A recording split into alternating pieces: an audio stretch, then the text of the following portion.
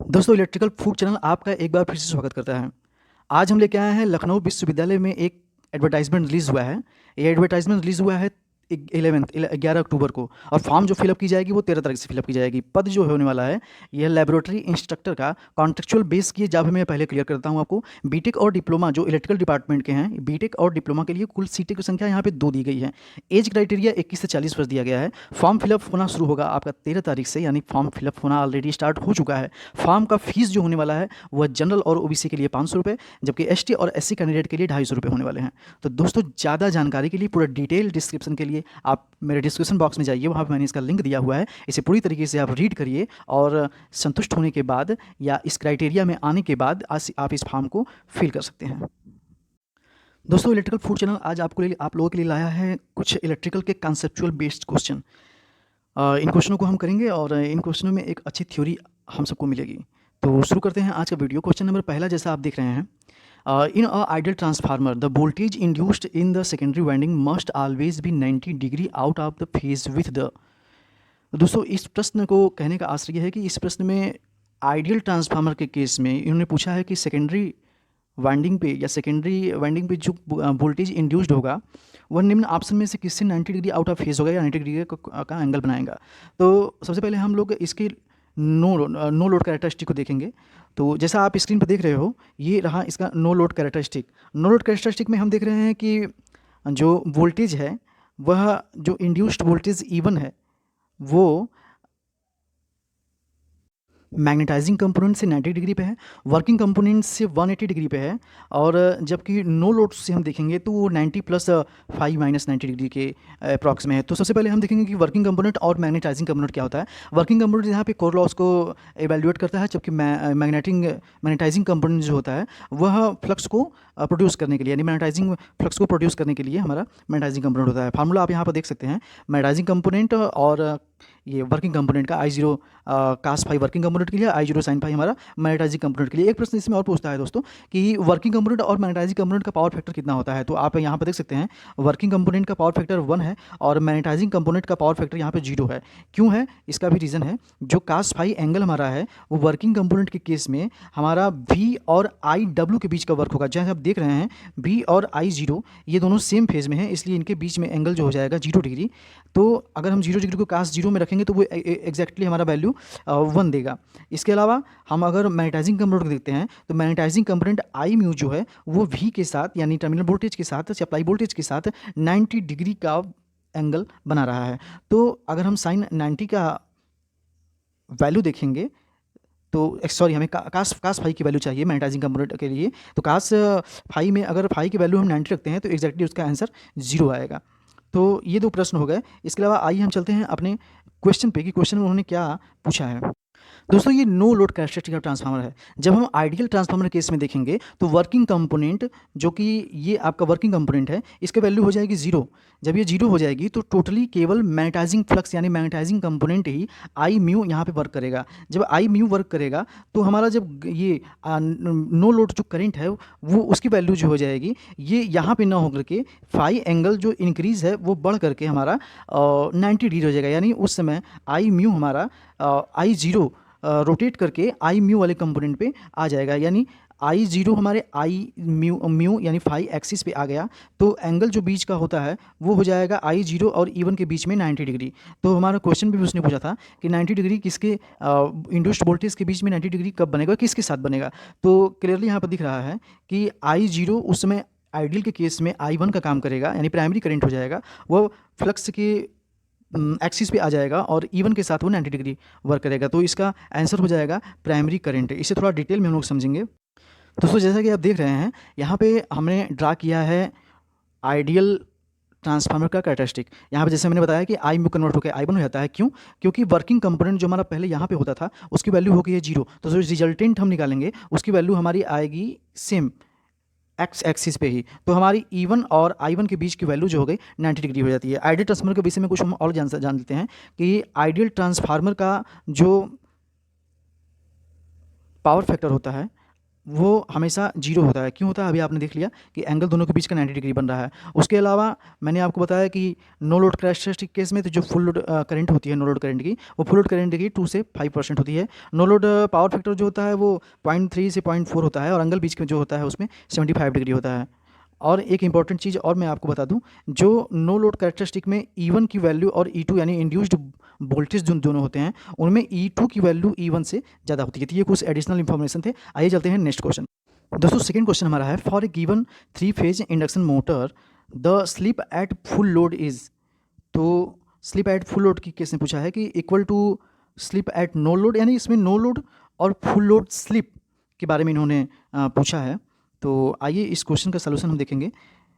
दोस्तों जब इसका हम टार्ग स्लिप कैरेक्टरिस्टिक ड्रा करते हैं तो वो कुछ इस प्रकार आता है, और जब हम नो लोड स्लिप की वैल्यू देखेंगे तो वो हमारा जीरो आएगा, और जब फुल लोड स्लिप की वैल्यू देखेंगे तो वो हमारा एक के इक्वल टू आता है। यानी फुल लोड की कंडीशन में हमारा मोटर 3 फेज इंडक्शन मोटर वह लगभग सिंक्रोनस स्पीड के बराबर होता है, यानी सॉरी उसकी सिंक्रोनस स्पीड की वैल्यू लगभग जीरो होती है। और जो हमारा नो लोड की कंडीशन में होता है उस समय हमारी स्पीड जो होती है रोटर की वह लगभग लगभग सिंक्रोनस स्पीड के बराबर होता है, इसलिए यहाँ पर स्लिप हमारा जीरो आता है। और जब फुल लोड की कंडीशन में जाते हैं तो वहाँ स्लिप हमारी 1 के बराबर हो जाती है। दोस्तों इस प्रकार हम देख रहे हैं कि इसमें हमारा नो लोड का जो स्लिप है वह फुल लोड की स्लिप से ज़्यादा है, यानी नो लोड का स्लिप हमारा जीरो आ रहा है और फुल लोड का स्लिप 1 है।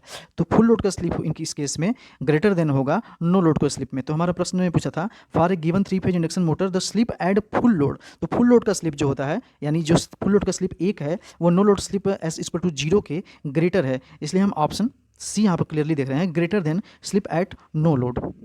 इसके अलावा कुछ एडिशनल इन्फॉर्मेशन इसमें यह है कि टार्क स्लिप कैरेक्टरिस्टिक में हमें क्लियरली ये चीज़ देखने को मिल जाता है, अगर स्लिप की वैल्यू हमारी 1 से ज़्यादा है तो वो ब्रेकिंग मोड में मोटर वर्क करता है। अगर स्लिप की वैल्यू 0 से कम है और 1 से ज़्यादा है तो उस समय जनरेटिंग मोड में वर्क करता है। और अगर स्लिप की वैल्यू हमारी ग्रेटर देन 1 से भी ज़्यादा हो जाता है, मतलब दोस्तों नेगेटिव स्लिप की कंडीशन में ये जनरेटिंग मोड का काम करता है।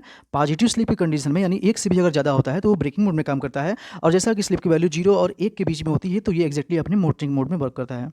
आते हैं क्वेश्चन नंबर 3 में, what type of coil are used for winding the single phase induction in the single phase induction motor. मतलब सिंगल फेज इंडक्शन मोटर में किस तरीके की वाइंडिंग यूज होती है, कॉइल की वाइंडिंग ऐसी होती है। तो कुछ इन्फॉर्मेशन मैं इसके बारे में आपको दे रहा हूँ कि सिंगल फेज इंडक्शन मोटर यानी कि फ्रैक्शनल हार्स पावर मोटर भी इसे कहते हैं, ये पल्सेटिंग मैग्नेटिक फील्ड जो इसमें होता है क्रिएट होता है, वो पल्सेटिंग मैग्नेटिक फील्ड क्रिएट होता है। और इसके अलावा जो इसमें कॉइल होती है वो कॉन्सेंट्रिक होती है, और इसके स्टेटर पे डिस्ट्रीब्यूटेड वाइंडिंग होती है, और इसमें जो रोटर होता है वह स्क्वायरल केज होता है, जो कि क्लियरली आप यहाँ पर देख रहे हैं।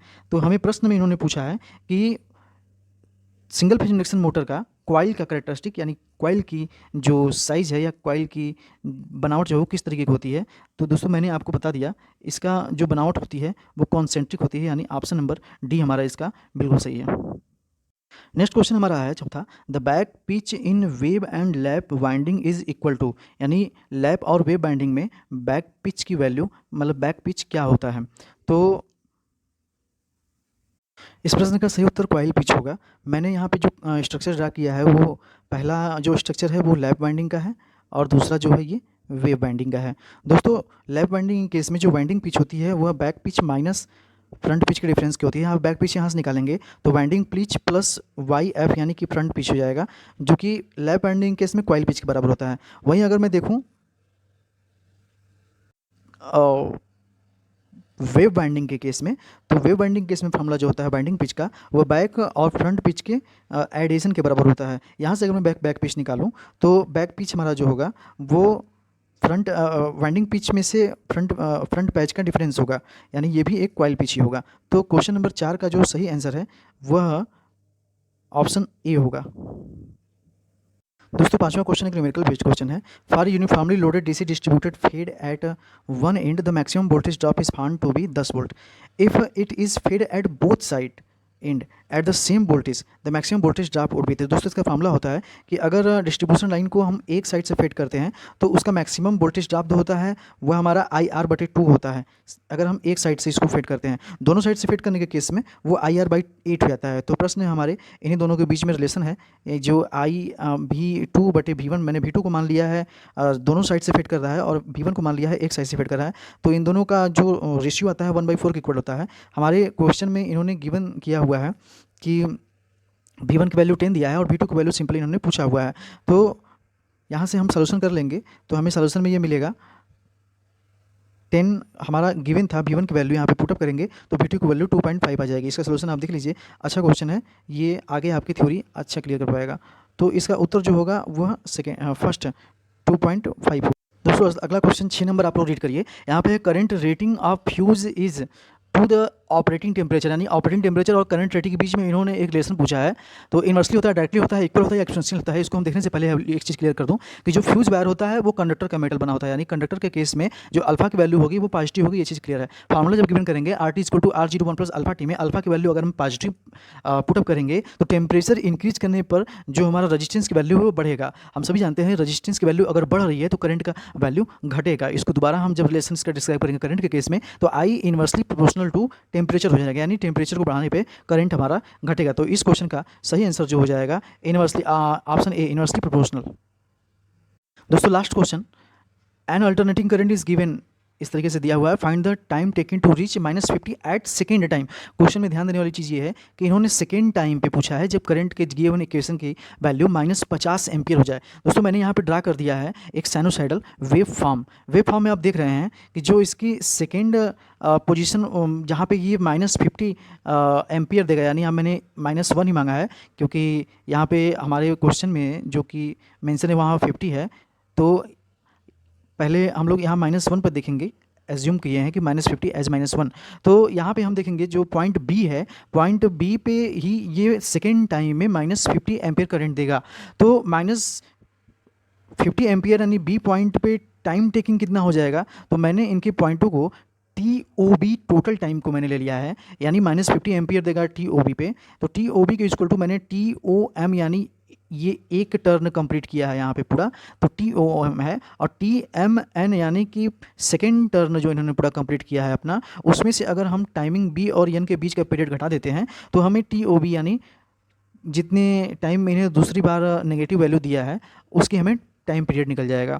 तो इसका कैलकुलेशन आप यहाँ पर देख रहे हैं, मैंने टाइम पीरियड निकाला है TOB का, तो मेरा 7T/4 आया है। अब इस इक्वेशन से I = 50 sin 314T, यहाँ से हम ओमेगा टी की वैल्यू जब निकालेंगे तो वो 314T आएगा, और T से T यहाँ पे हमारा कैंसिल हो जाएगा। ओमेगा से हम वैल्यू जब फार्मूला में पुटअप करेंगे तो ओमेगा = 2π/T होता है।